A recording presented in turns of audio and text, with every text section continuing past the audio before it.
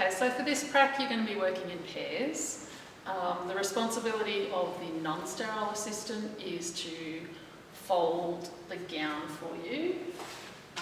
Make sure it's that tied version. There is another video if you've forgotten how to do this. So the tied version, get it into the autoclave bag. For today's purposes, we'll presume that it's been autoclaved, and just to save on tape, you don't have to seal the top. You can leave that and just pretend it's sealed and pretend that it's been through the autoclave. So pop that down there. Your non-sterile assistant also needs to get you a daily towel to act as your sterile hand towel, probably two would be easier. And if they pop them on the trolley, again we're pretending it's sterile. They also need to get you your gloves. So in the real world, obviously, you'd get a packet of gloves for the appropriate size for the surgeon. That's actually in their sealed bag, so that they're sterile. Our Cert 2 students have opened numerous packets of these, so for today we're just going to use the actual inserts to utilise our resources a lot more efficiently. So find out what size they are and get the insert. Probably get them two. Okay, and again, pretend we've opened them up and they're on your instrument trolley. Alright, so the person who is then scrubbing needs to get the scrub top on. You need to get yourself a mask and a cap. Okay, so you know how the caps go on. With the mask, just make sure that the glue is on the outside and that the wire is at the top. So when you put that on, mould the wire over your nose so that it sits nicely. Otherwise it's going to ride up into your eyes and you're going to complain at me. Right? So make sure it's moulded nicely to your nose and that that's sitting underneath your chin. If I put this on right now, you're not going to be able to hear what I'm going to say. So we're going to presume that I have these two things on. Your next step then is to make sure that your jewellery is already off. Okay, leave it with your bags. Don't put them in the pockets of the scrub tops that you'll put on, because undoubtedly you'll leave it there and then they'll get lost. Right, so leave it with your bags. What I'd suggest you do next is get your scrub. Right, so this is an iodine one, so I'm going to use that as my first preference. If you're allergic to iodine, we also have Chlorhex scrubs available for you. If you're allergic to all of the disinfectants, the antiseptics I should say, then we have ones with no detergent at all. Okay, so just let us know which one you actually need. If you're not allergic to iodine, this is the way to go. Open it up before you wet your hands, because it's actually quite difficult once your hands are slippery.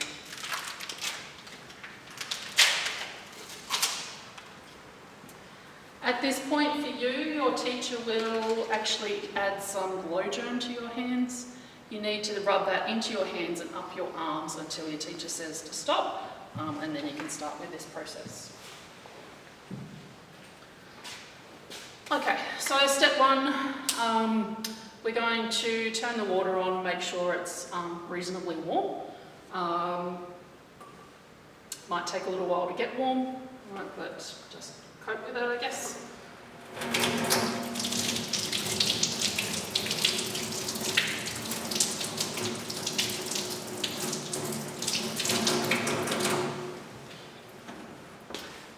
Once you have wet your hands, from here on in, you use your elbows to turn your taps off. You can leave that running, but for the purposes of the video, that's going to be really difficult to hear me, so I'm going to keep turning them off. So I've wet my hands, and now we need to actually just give them a good wash. Right, so this first part, if you imagine like the skin prep that you do for your patient, is just getting that first dirt part off. Right, so we're basically doing the same thing, doing the good wash up your arms, in past your elbows, do the in between your fingers thing, around your wrists.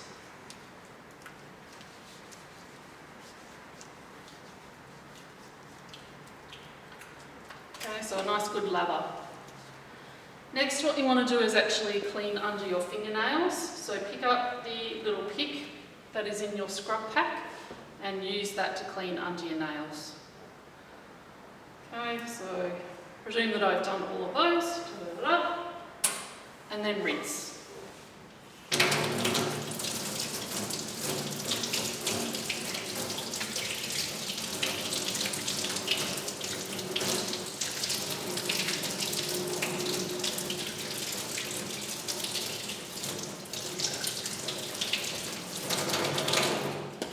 Two things you might have noticed when I did that. Trying not to actually touch my hands back together again, so wiggle your fingers to get all the soap out of your fingers, and make sure the water runs down your arms. So that means that your hands have to stay above your elbows at all times. Okay, that's quite the challenge. It makes your arms quite sore, and if you hunch your shoulders up like this, then you're going to get really sore. Make sure your shoulders are relaxed, but your hands stay above your elbows. Our next step then is to use our scrubbing brush, okay, and do the formal part of the scrub. Now you'll notice that there's two sides to this scrubbing brush. One you've got a foam side, the other we're calling the harsh side, okay, with all the bristles there. That bristle side can only be used on the palm of your hands and across your fingertips, that's fine, but the sponge side needs to be everywhere else, okay? The thing to remember doing all of this is that if you over scrub, that's just as bad as not scrubbing enough, because that harsh side of the brush will actually start to lift your skin cells and release more bacteria. All right, so that harsh side only on your hands, fingertips, sponge side everywhere else. That also goes for when you're actually going through the process. Think very logically about what you're doing and stick to the number of times you're supposed to scrub. If you start daydreaming and forget where you've been and you go back over again, you're going to be over scrubbing. Okay, so really think logically about the order and pay attention to what you're doing. So we're going to start with my left hand. Add a bit of water to your sponge.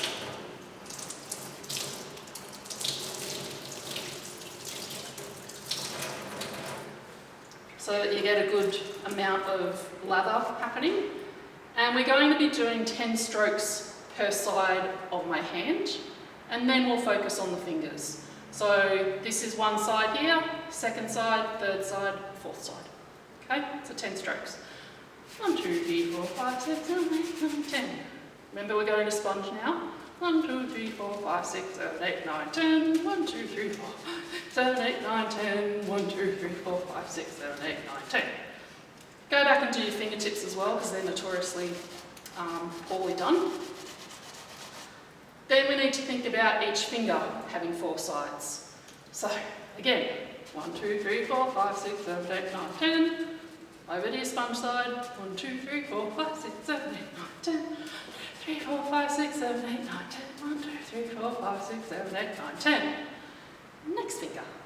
1, 2, 3, 4, 5, 6, 7, 8, 9, 10. And on we go. Okay, so counting all the way. This is going to be quite tedious if I do all 5 fingers in front of you, so we're going to pause for a second and we'll come back. Okay, so now I've done all 5 fingers, I'm going to move on to my arm. So again, there's 4 surfaces here.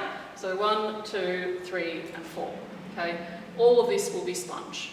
Okay, 2, 3, 4, 5, 6, 7, 8, 9, 10. 1, 2, 3, 4, 5, 6, 7, 8, 9, 10, etc. etc. Okay, you'll notice I've actually gone right up and past my elbow as well. Okay, now I need to do exactly the same on the other side. Again, tediousness, so I'm going to get that done and I'll come back. Okay, now that I'm nice and soapy everywhere, thinking about that good contact time that we should have, I'm going to pop this down back in the packet so I don't get it contaminated, and then rinse all of this off.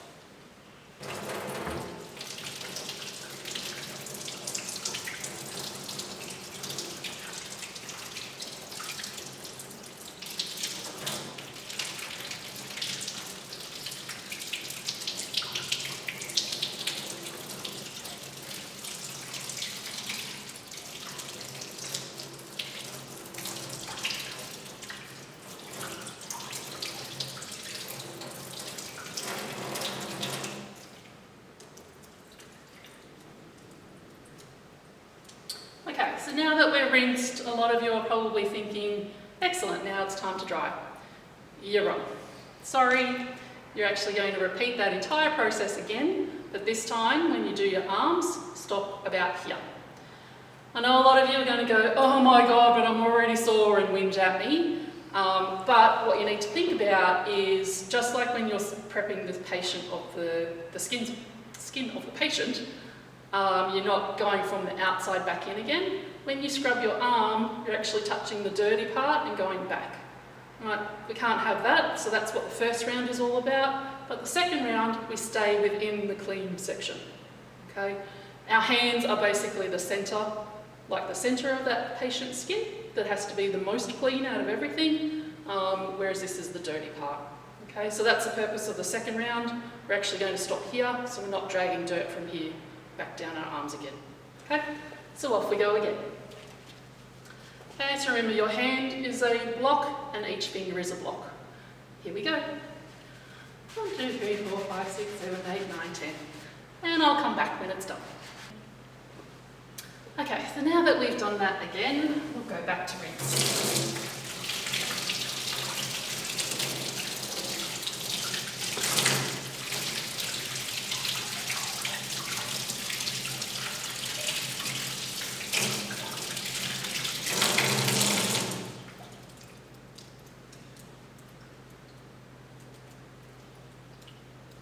Okay, now it's time to dry.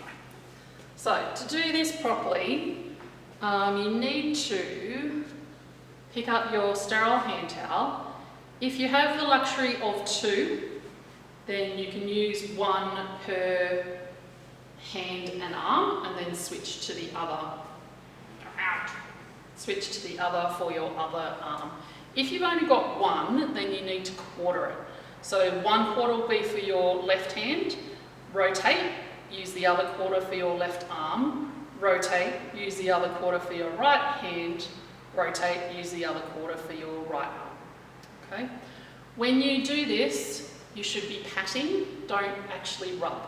Okay? If you rub, you're going to lift more skin cells up and again release more bacteria. So you're only patting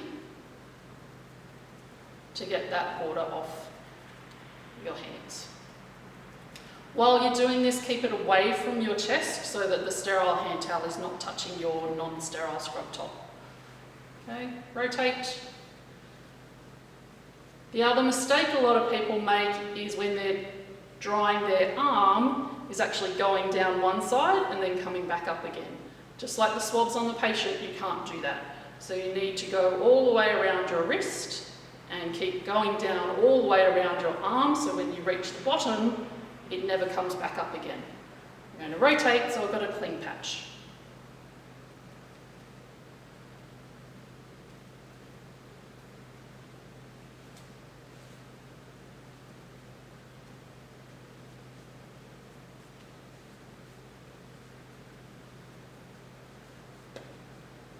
And never back up again. And this is why it always ends up on the floor and you clean up after your vets. Okay, at this point for you guys, your teacher will get the UV light and shine that over your arms to see how well you scrubbed. Anywhere you haven't scrubbed properly will be very blatantly obvious with the UV light.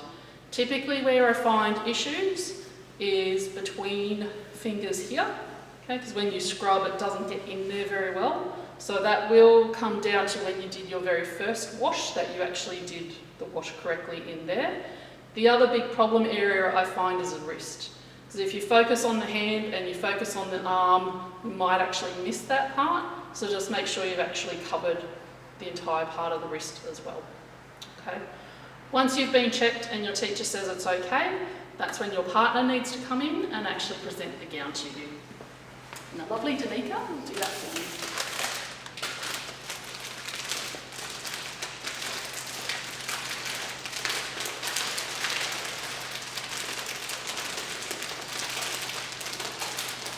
When you take the gown from your partner, be nice to them and actually take the entire thing, making sure you don't touch any of the bag.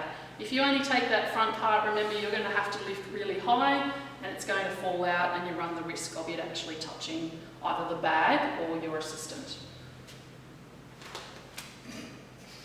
And don't do that. Okay, then you can work it so that your fingers are supporting all of the back of the gown, but you've got the front part between your thumb and your index finger, and then drop. Here you should be able to open and identify those armpits. Once you've pushed your arms in, stop. Okay, don't be tempted to use your hands to lift it higher up on your neck because you're going to touch something and contaminate the gown. So at this point, stop, let your assistant fix the rest.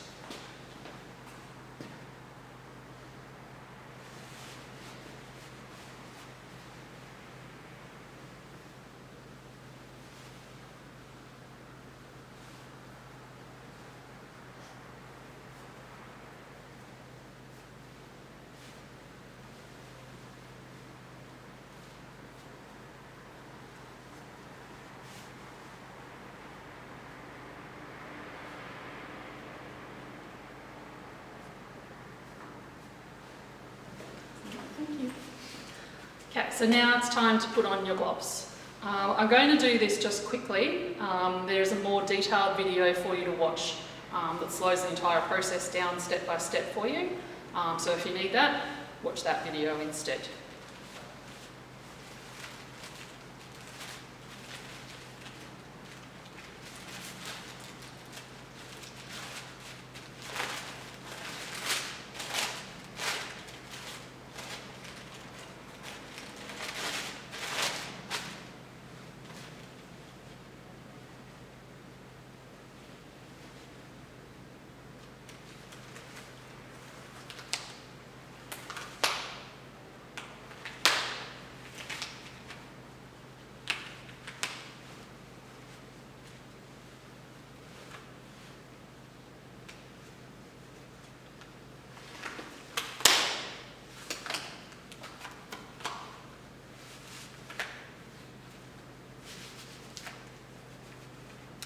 Once you've got them on, you'll need to readjust so that the white part of the gown is all covered.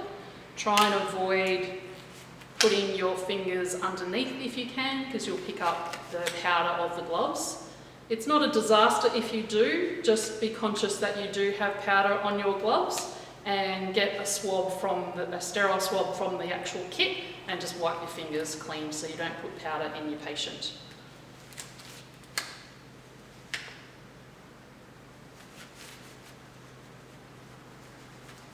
Okay, so now time to finish off the tie here. So I'm going to firstly pass the insert, so remember this is still sterile, so I'm going to pass this to my assistant so she can touch the bottom part of it and the top will still be sterile. I can then undo this and give them the loose part, so the flap.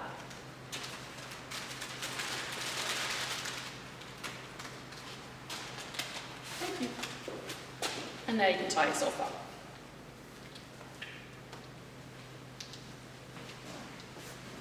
Now you're ready to go. What you'll find a lot of your surgeons actually do is just keep their hands together in front of them, just so you're super conscious of where your hands actually are and you don't touch anything that's not sterile accidentally.